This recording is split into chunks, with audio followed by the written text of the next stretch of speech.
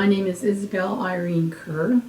I was born in August the 22nd, 1938 at Salvation Army Hospital in Hamilton.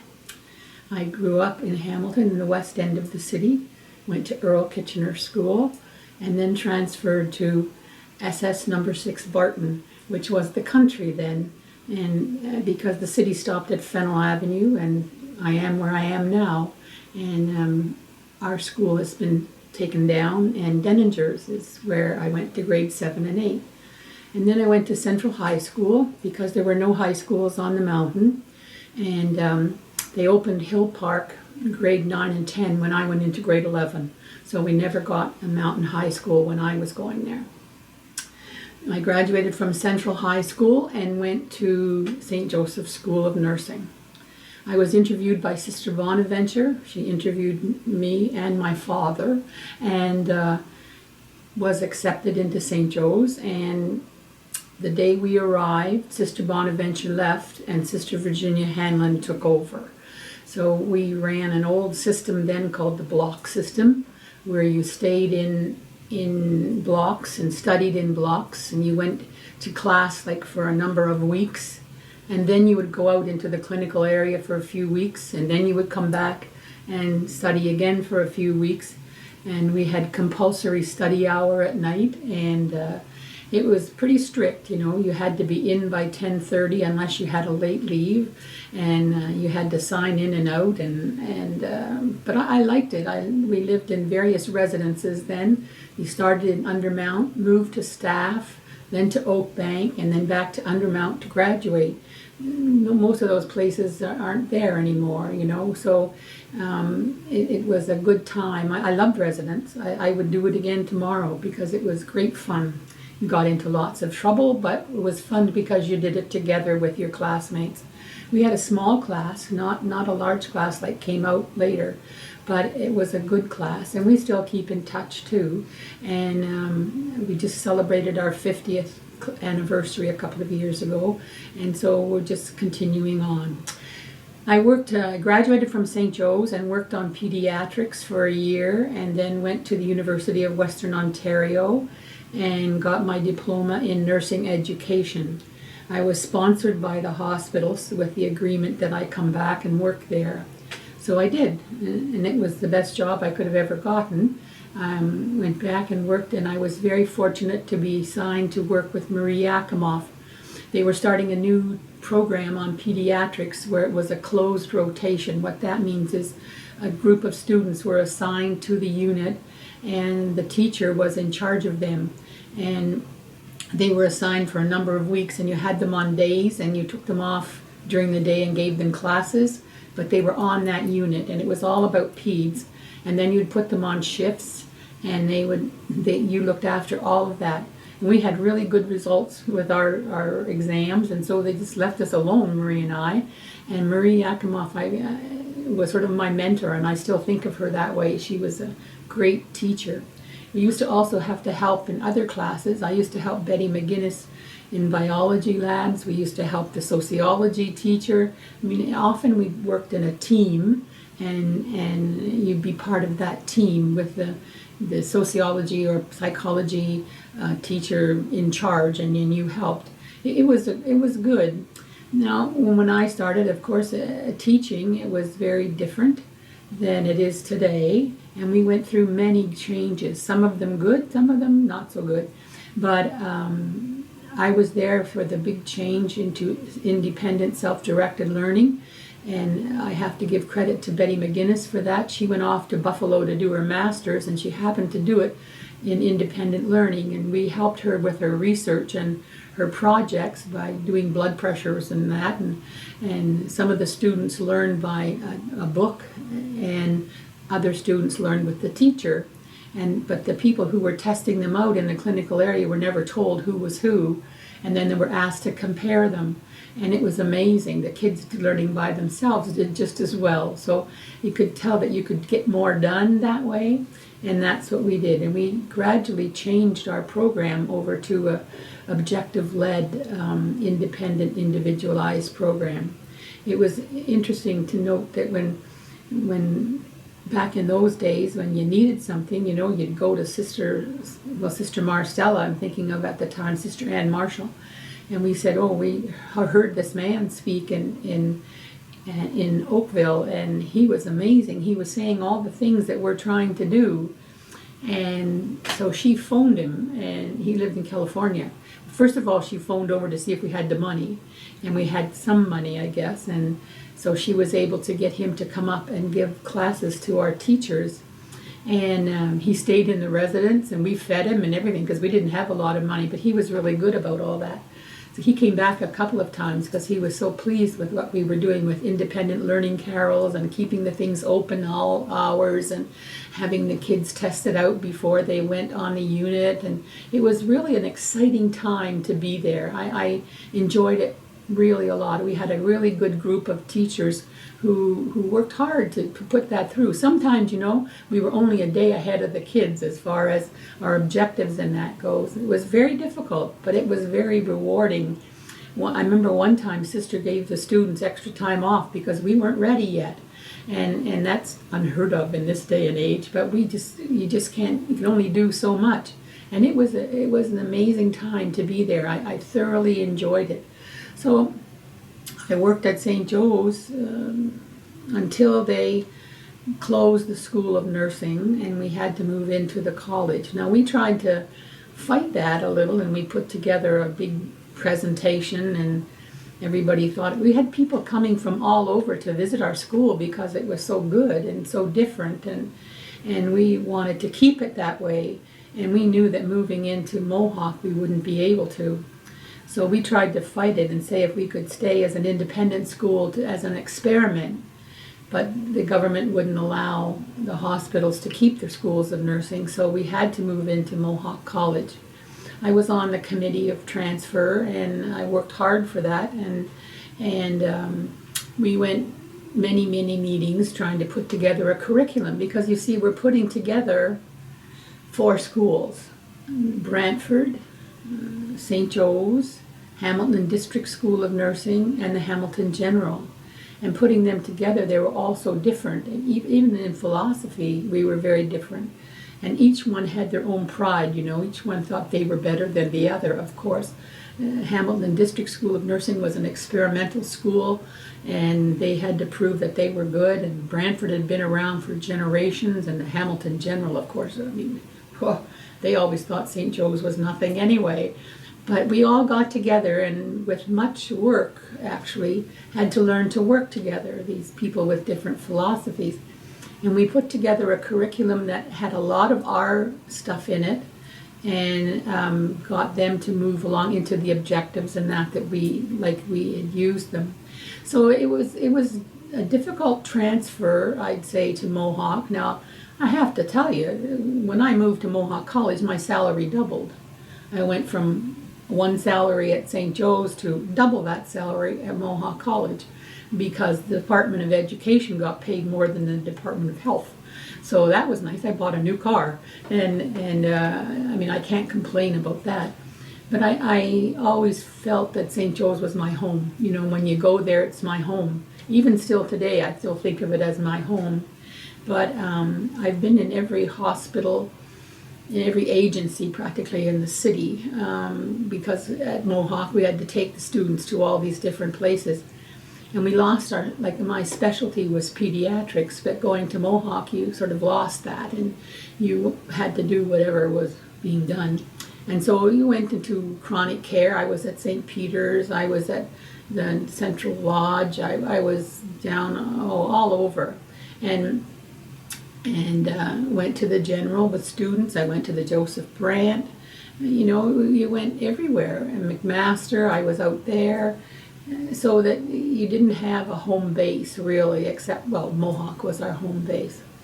And we made good friends there and worked hard, and the program changed, and we had small groups, and it was really kind of exciting. As well, but it was different, but it became, part of what you were as well. And I worked there for a number of years until I retired in 59, I think it was, and 679, sorry about that, 59, my goodness.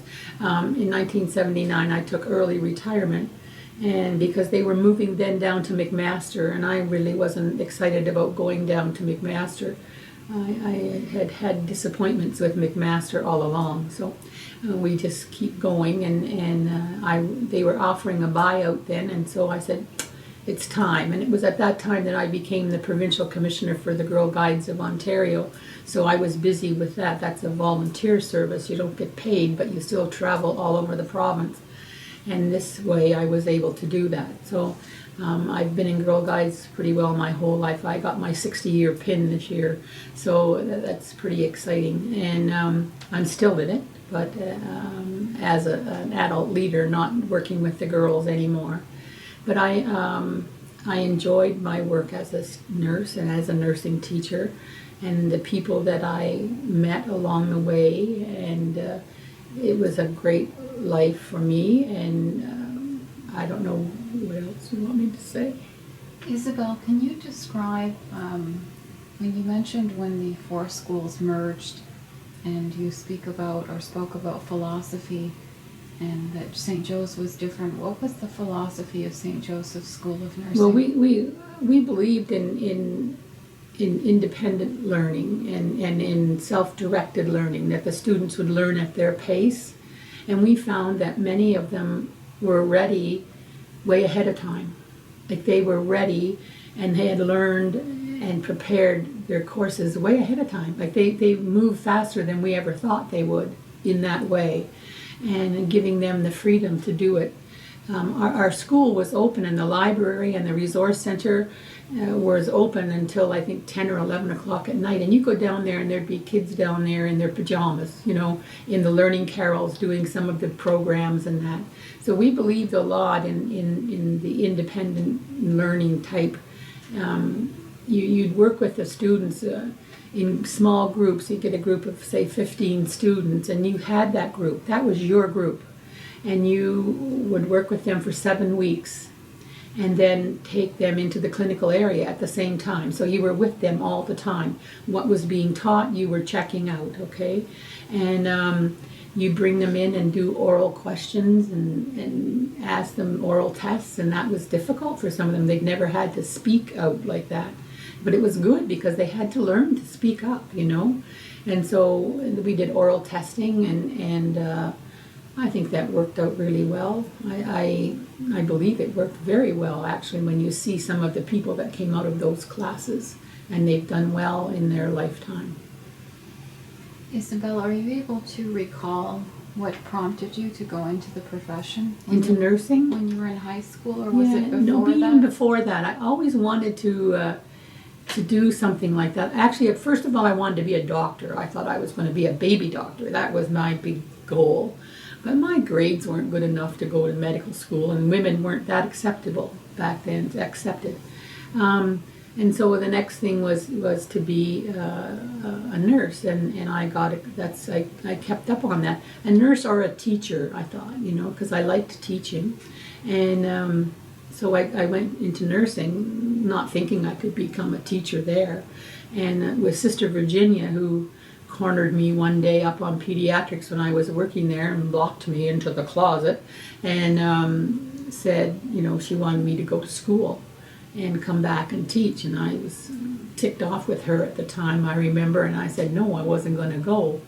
And Sister Virginia, in her own sweet way, phoned my family and talked to my father. And he said, I guess he told her, well, you know, she's a grown woman now. I don't know if I can do much about this, you know. But he talked to me and said, you know, this is an opportunity and da-da-da-da. So that's why I went off to London, to Western. That's where they had a really good program then for teaching, for administration, and for public health. And you could get a diploma in either one. So I got back then, a diploma in nursing education was really a good thing. Many of those things are taught at master's level now, you know, so it's how things have changed. But it was hard. It was hard being away from home like that in London. And I was with other girls in an apartment, and they all worked, so it made a sort of a different life. But it was okay. London's very cold in the winter, you know. They get a lot of snow, and I wasn't used to that much. But it was a good school. I enjoyed it, and saw the Letterman there. I'd never would have not seen them. They were. You probably don't know that they were a popular singing group back then, and they came to one of our assemblies or something. But it was different because we had to go to school Saturday mornings, which meant you didn't get home very often. It was difficult, but I got through that and came back, and sister assigned me right away to pediatrics. Isabel, are you able to describe your experience, the routine, and the time when you were a student at St. Joseph's School of Nursing from 1957 to 1960? What was that like? I thought it was great. You get up early. You had to go to roll call. If you were Catholic, you went to Mass, okay? And if you're not Catholic, you had to go to roll call, where you had to sign in and say a few prayers, and then we get off to breakfast. I always kid my Catholic friends that they never knew that you took temperatures first thing in the morning because they were never there. They were always having breakfast after Mass, and we were doing all that. And it was sort of going to, and when they went on retreat and things like that, we had to man the fort, you know, because they weren't there to do the work, but we were. So many times that it was all those students that you saw out there were not the Catholics, you know. We laugh about that a lot. You get up and if you went to, then you go to report, and you go on the unit, and you'd be assigned patients just like anybody else, eh? And you gradually grew in number as your abilities increased. And you were assigned those patients, and you would do for those patients as much as you possibly could. You know, as you got better at what you were doing the dressings, and you were doing the IVs and basic care and all that, and psychological care too, which we did more of that, I think, than I see done now. You know, more support, more talking to the people, more, because they're so busy now, it seems. But anyway, we were busy too, but it was, you'd be on the units and from 7 in the morning till 3 in the afternoon, and then you'd go off and you're free. But then, you know, you're back next day and the next day. If you were going to school, you still got up early, you still went to Mass, you still, you know, went to roll call, you still went to breakfast, and then you had classes all day, you know. You'd have a break for lunch, and then you'd come back and go again in the afternoon. And we had compulsory study periods from 6 to 7 at night where you had to show up. And I remember one time we were in the study period at Undermountain, we were sitting there, and one of my classmates fell asleep at her desk, and she fell off of her desk. Well, of course, we all laughed, eh? And sister came roaring in, and we all lost our weekend because of making too much noise and not concentrating on our work. So everybody was kind of, you know, but anyhow, taught you not to laugh, that's for sure. But, yeah, we had a good time. And then, you know, you took all the different courses. Like sometimes the doctors taught us. I remember Dr. Downs. I remember him parading up and down the aisles. What's the first thing you do with a heart attack? Relieve the pain. You know, and he'd point and you said, relieve the pain. And he was very emphatic, and he was good. We had good doctors. Dr. Quigley and taught us, and I remember our class thought he was a gift from God. He was a very handsome man and very smooth. He delivered babies. He was an OB/GYN man, and everybody just admired him. He did a beautiful delivery. All the lights were out except the one, and he just didn't rush it at all. He said, when the apple's ripe, it will fall, he said. He was really something, that man.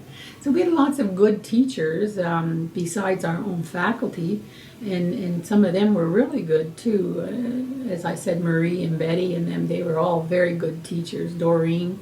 We had lots of heavy classes, and then you have exams, and you'd have to pass those exams, and your exams would be posted. And every year we had to rewrite the basic anatomy and physiology exam, the same as the new kids coming in. So you had to study all the time. You had to go back and look at that in order to make sure that you passed. Eh? So, yeah, it was good, and we You just did blocks of classes onto the unit, blocks of classes onto the unit. That's basically what it was, and you did that for 3 years. In their last year, you went on as a sort of as a service person, and you did a lot more. You could do actually. You'd be left in charge of units on evenings and nights, which is they wouldn't do that now. You can't do that now.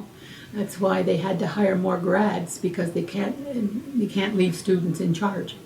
But back then they could, and so you'd be in charge, and if you needed orders looked after, you'd have to page the night nurse, and it could be a sister, or it could be a grad that was working, and they would come and check the orders and put them in the thing and make sure you had everything going for a new patient, because you weren't allowed to do that. And you could be on a floor all by yourself with one orderly on a 28-bed unit. You know, that's a lot, really.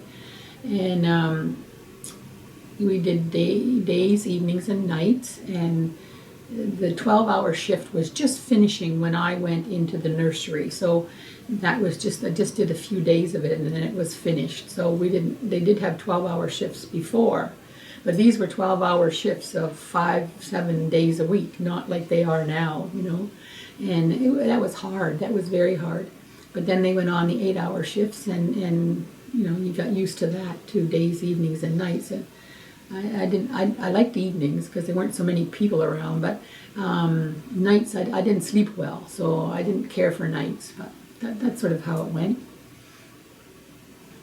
Isabel, are you able to describe the residence life? Oh, yeah.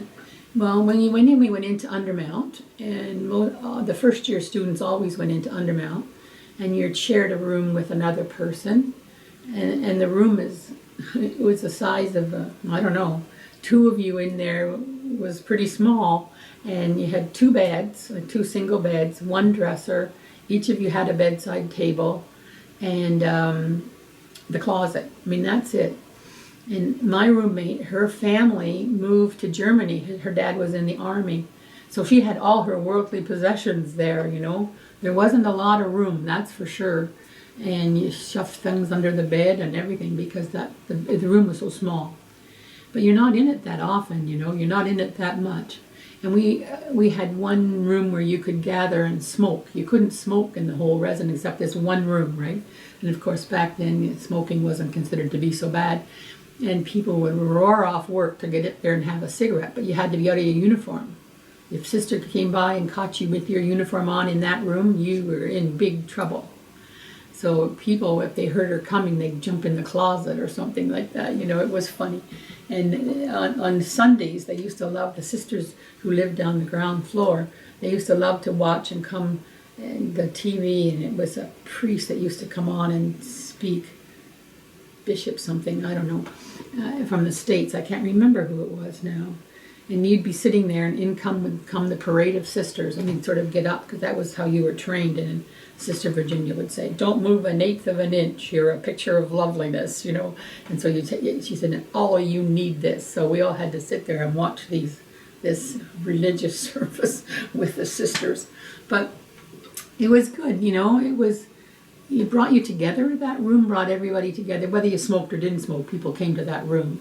You had a little room at the end of the hall where you could make a cup of tea or a cup of coffee. Sometimes in some of the residences, like when I lived in Oak Bank, they had bread and peanut butter and jam there, you know, so you could make yourself a sandwich or something like that. But I remember we used to walk. You have to walk from this hospital through the garden and behind Mary Grove and over and back to get to work. And the sisters had a little garden back there with lovely tomatoes. And we used to pilfer their tomatoes and put them in the drawer in our little kitchen and make toasted tomato sandwiches. And one day, one of the nuns came in with some tomatoes, and she gave us these tomatoes, and she said, "I don't know where they're all going. I thought I had a lot more tomatoes than this." And of course, it makes you feel about this big, you know, when you know that you've got her tomatoes in the drawer. But we used to take her tomatoes. Oh, well. And that's just some of the things you did, you know, and you'd have toasted tomatoes. It was a long walk over to the hospital for breakfast. So having that there and having peanut butter and jam there was good. If you weren't going on duty, you didn't need to go over there, especially in the wintertime. Oh my goodness, and that's when we used capes and all that stuff to go to work. But it was Oak Bank was where I lived was on James Street South, where Fontbonne is now. It's been torn down, and Marygrove's been torn down, and Staff's been torn. It's all been torn down to make way for a new hospital and new parking. So, residents, it was fun. You met lots of people. You had your disagreements, but it wasn't bad. One of the things when we first went in there was Sister went through a bunch of, this is what you can do and what you can't do, rules and regulations. And sort of, I wasn't used to having nuns around, myself.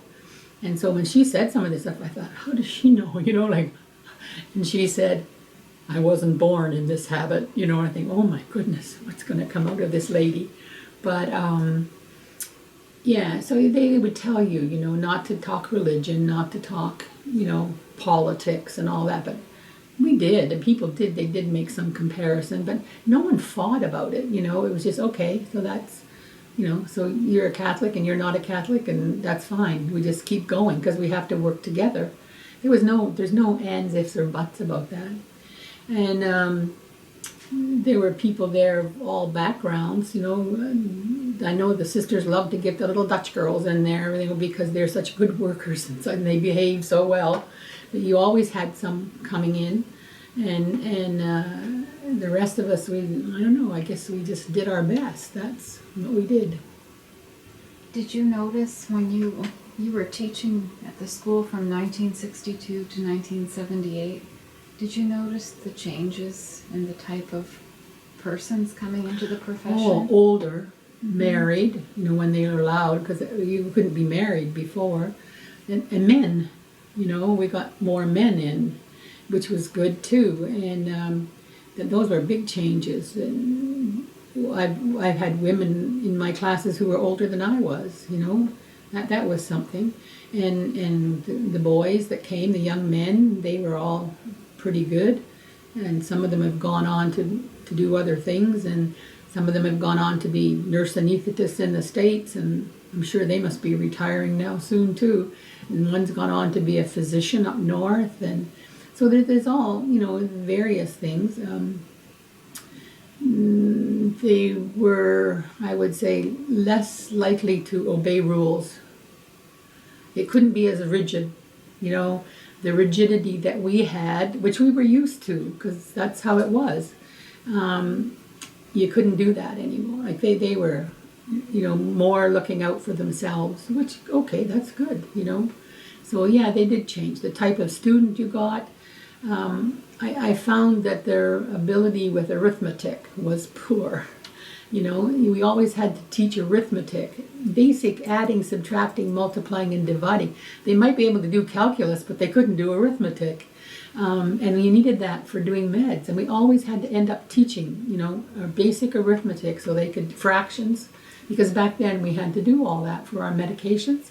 They didn't come up all pre-assigned. So yeah, it was different, but most of them pulled through fine, yeah.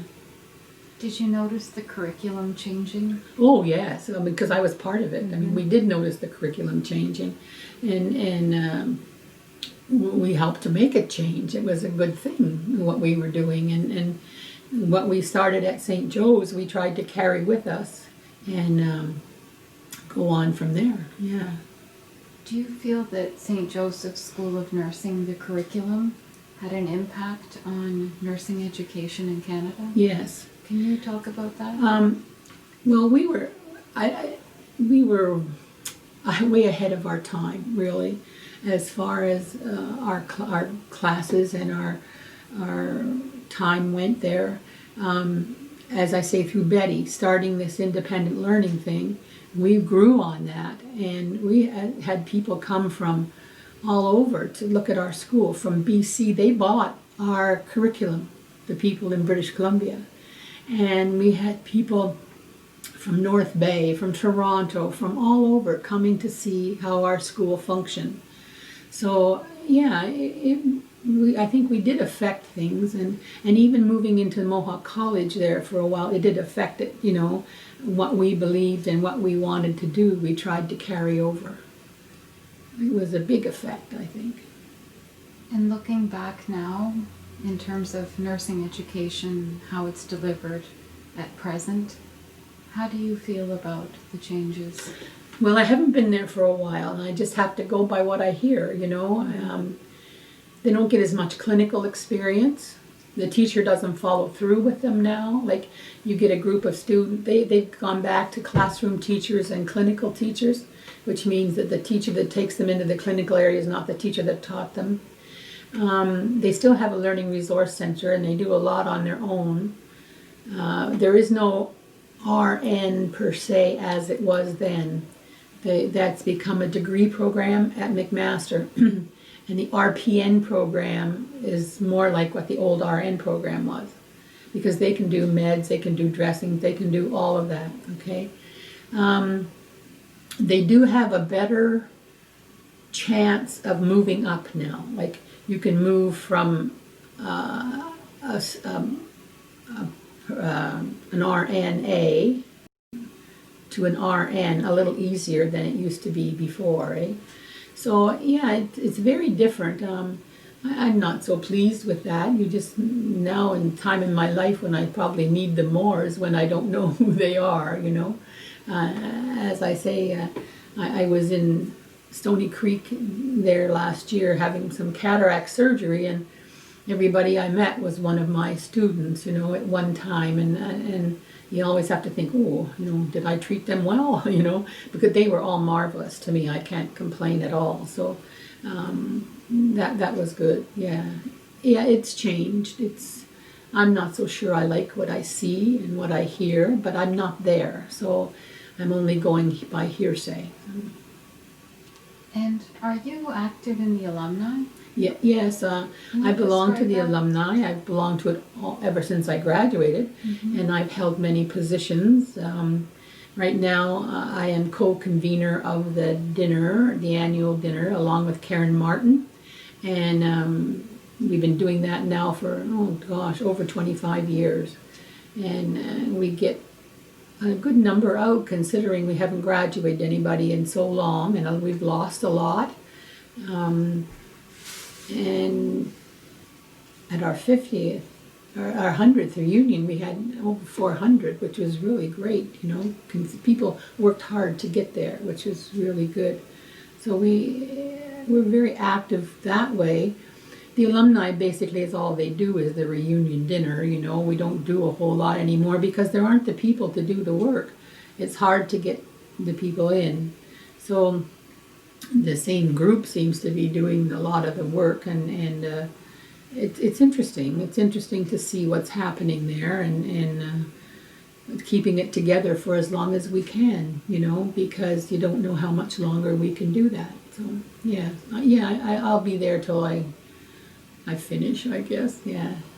Isabel, I know you've spent most of your life in Hamilton. Yes. And as an observer, how do you see the impact of St. Joseph's Hospital on the community here? Oh my goodness. I've seen St. Joseph's grow tremendously. I remember when it used to be the old buildings, and the wind would blow in the windows and you'd be stuffing blankets in the windows to keep the place warm in the old floors. It was cold and hot and, oh, terrible. And they built a big new modern hospital, which was then, and beautiful, and all this room and bright windows, and it was so amazing. It's amazing to see the number of, or read about the number of people going through that hospital as far as surgery is concerned. You know, St. Joe's is very active surgically. Emergency is the busiest emergency in the city, so obviously it means a lot to this city. It made me laugh when I went in there one time. I fell and broke my wrist, and I had to go in. And I walked in, and I was holding my hand, and there was nobody there, per chance. But the girl made me go back and take a number. I thought, this is the most ridiculous thing. But it's like the meat store, you had to take a number. But I was the only person there. But anyway, I've always gotten good care there. I can't complain. And I think looking at them up here at the mountain now, what they're building there, that new psychiatric center, my goodness, every time you go by, it seems to be getting bigger and bigger. And Stony Creek is amazing. That's where they do all the eye surgery in Stony Creek. They're so good down there. They have it just down pat, you know. And I know you get up early in the morning putting all these drops in your eyes, and then you go down there and they put more drops in your eyes. You go in for your surgery, you're out in 10 minutes. Like, it's over. Boom, you know. And it's amazing. It's the build up to it that takes so long. But the people down there, they know what they're doing inside and out with the eyes, eh? So, yeah, Stony Creek, and they have an emergency department, and that's also where they have the dialysis center. Besides at St. Joe's, they have a dialysis center down there. And it's pretty new and nice. And I think St. Joe's, my goodness, and especially now since they closed McMaster to adults, St. Joe's has been even busier. You go by there sometimes and you see 7 ambulances parked around there. That's terrible, you know. They sometimes have to call the fire department to come and relieve the ambulance driver so that they can get out there to answer calls. It's so busy. And, you know, there's a rule about the ambulance drivers leaving their patients and all this kind of stuff. And it's a busy place. And they're doing a lot of research there as far as robotics and that. I think it's amazing, yeah. Isabel, can you talk a little bit more about your vocation as a nursing educator, the types of courses that you taught over the years? Oh, okay. What did I teach? I basically, my big course was pediatrics. Mm-hmm. And then I would help Betty McGinnis with her biology labs, okay, where we used to do dissections and all that kind of stuff. And I would help there. I also was on the team that taught psych and social, so you're pretty busy. When I first went back to St. Joe's, Sister had me teaching nutrition. And I thought, oh my goodness. And I remember coming home and telling my dad, you know, I have to teach nutrition. He said, you're kidding. And I said, no, because I was heavy. And he said, you're going to tell them this is too much nutrition? And I had to follow the dietitian. And I was supposed to do it applied to nursing, as she talked about nutrition. But the kids couldn't understand her because her language was not ours, eh? And I would spend the whole time redoing what she did so that they would knew what was going on. And I swear, I didn't, all these vitamins and all the things, I'm sure I mispronounced them. I could probably, if I met some student from way back then and they said something about this, and I'd say, you came from that class because you mispronounced the vitamin. Because I didn't know, I never took any nutrition, you know. Anyhow, that was the first, but I only did that one year or 2 sessions, I think. And I taught medicine as well. I mean, I taught everything, actually. When you move to Mohawk, I lost my pediatrics, and I taught everything. I taught nursing, what we called nursing, which included biology and clinical. And so your nursing was divvied up into different sections. If it was the first level, then you were teaching them all the basics, you know, like bed making and hand washing and all that stuff. But if it was later on, it was broken down, and I would teach, say, the urology section. So you taught all about the kidneys and how they functioned and all that stuff. And the GI section about the bowel and all that. And then you taught the nursing related to that, and you took them in the clinical area. Then you'd be on the surgical units usually, you know, or a medical unit where they have some of these people. So you tried to put the students where they would learn the best to reinforce what they had in class. So I've taught a little bit of everything except psychiatry. I didn't do that one. Maternity, yes, I've been in the nursery with the mums, you know, all that. You've been everywhere, really. You can almost sing that song, I've been everywhere, man. Did you have a favorite subject to teach? Pediatrics. Pediatrics was my favorite subject for the first. And then after that, I guess I like teaching the first-year students, nursing first-year students, because they're so keen and so eager and so wanting to learn usually. and I enjoyed that. Yeah. Isabel, do you have any last remarks about your experience in the profession? I think I have this keychain saying it's an honorable profession, and I believe that. I'm very proud of what I did, and I look at some of the people who I've taught and how they've moved on and done so well and become, heads of hospitals, and oh my goodness, and they think, oh wow, if I had just a little bit of that, if a little bit of that came from me, I'm really excited about that.